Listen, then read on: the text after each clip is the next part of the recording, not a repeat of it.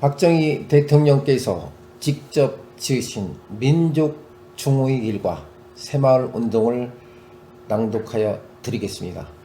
구독과 좋아요를 눌러주시면 많은 분들이 함께 읽을 수 있는 기회가 될 것입니다. 감사합니다. 제5장 민족의 세계적 전개 평화에서 통일로 세 번째 시간입니다. 통일은 말할 것도 없이 우리가 하나의 민족이라는 존재 그 자체에서 우러나오는 너무나 당연한 염원이다. 민족의 차원에서 볼 때 우리는 신라가 삼국을 통일한 이래 1300여 년의 오랜 세월 동안 하나의 통일 국가로 이어온 단일 민족이다. 따라서 2차 대전 후 생긴 분단 민족 가운데서도 통일에 대한 희구는 불과 70년의 통일 민족사를 가진 독일이나 기본적으로 종족이 다른 중국에 비해 우리의 경우 몇 배 더 강렬하고 뜨거운 것이라고 아니할 수 없다. 남부의 동포가 함께 살면서 오랜 역사를 이어온 문화 민족으로서의 자아를 회복해야 한다는 것은 너무나 자연스러운 우리 결의 정감이요 희원이다. 국민적인 차원에서 보더라도 이 땅에는 분단과 전쟁으로 온 가족이 이산된 채 서로 안부조차 모르고 지내는 수백만의 동포가 있다. 불과 몇 킬로 안팎의 인적인 장벽을 사이에 둔 남과 북의 거리가 현해탄이나 태평양보다 멀다는 것은 인도와 이성에 어긋날 뿐 아니라 인정과 인륜을 중시하는 우리의 전통에 반하는 일이다. 우리의 소원은 혈육을 함께 나눈 가족과 친지만이라도 자유롭게 서로 만나고 왕래할 수 있게 하는 것이다. 특히 오랜 분단 속의 북녘 땅에서는 민족의 전통이 파괴되고 이질적인 생활과 문화가 강요되고 있다는 사실을 생각할 때 1600만 북한 동포들에게 우리 자유와 번영의 기쁨을 함께 나눌 수 있도록 한다는 것은 자유민인 우리 모두의 성스러운 과업이 아닐 수 없다. 국가적인 경지에서 볼 때 우리는 인구가 10억에 가까운 중국 대륙과 2억 4천만의 소련 그리고 1억 인구의 일본을 비롯한 강대국의 틈바구니 속에서 치열한 각축과 경쟁을 이겨내면서 민족의 무궁한 생존과 번영을 도모해야 할 형편이다. 따라서 남북의 분열과 대립에서 생기는 물적, 인적 자원의 손실을 막고 우리 민족의 저력을 유감없이 발휘하기 위해서도 통일은 참으로 절실한 것이다. 통일은 또한 국제적인 차원에서 올 때 가장 위험한 긴장지대의 하나를 없앰으로써 동북아시아의 평화는 물론 세계 평화에도 크게 이바지하게 되는 것이다. 우리는 비록 인구 5천만의 작은 나라이기는 하지만 하나의 강력한 통일 국가로 재기하게 되면 우리를 둘러싼 강대국들의 세력을 조화롭게 균형시키면서 보다 적극적인 평화의 길잡이가 될 수 있을 것이다.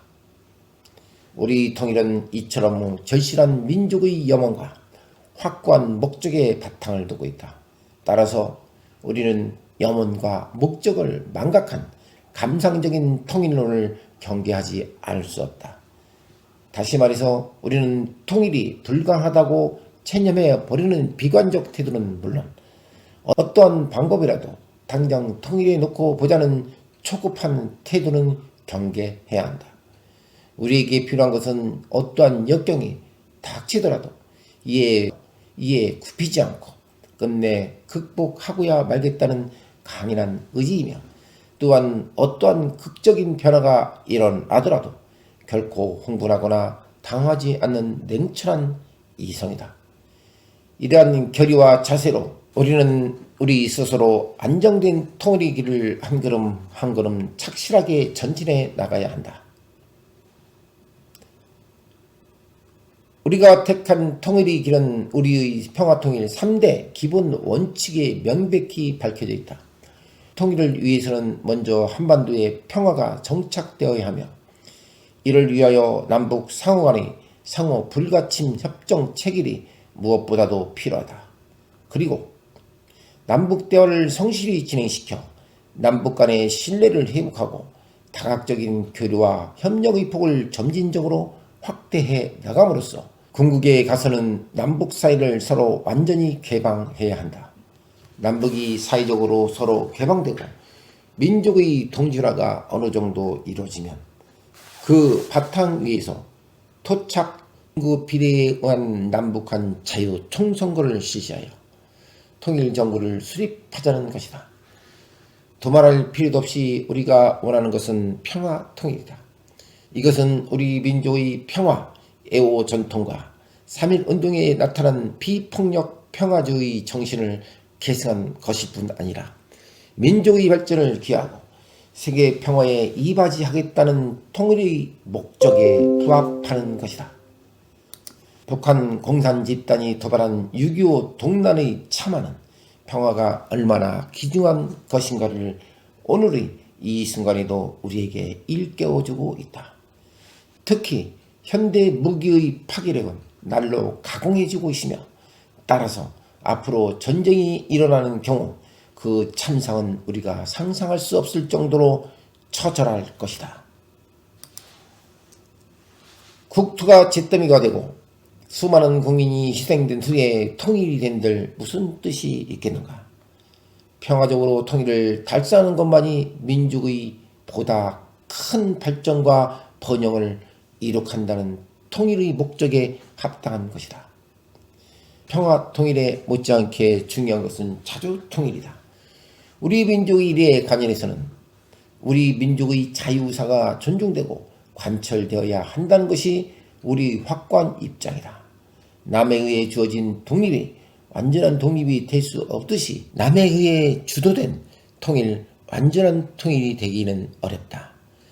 통일은 궁극적으로 우리가 해결해야 할 우리 문제이며 통일 주체와 당사자는 어디까지나 우리 민족이다. 우리가 남북 간의 대화와 교류와 협력을 통해 신뢰의 회복을 강조하는 이유도 바로 여기에 있는 것이다.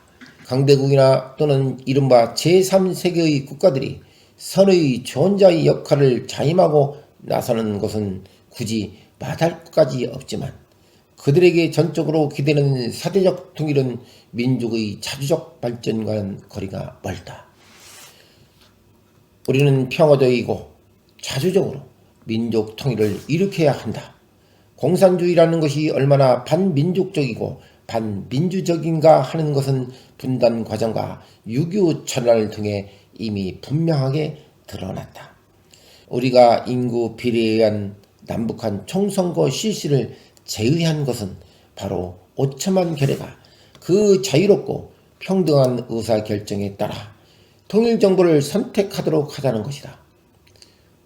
국민의 자율적인 의사를 무시하는 통일론은 그것이 어떠한 명이나 형태의 것이든 민족 통일의 길이라고는 할 수 없다.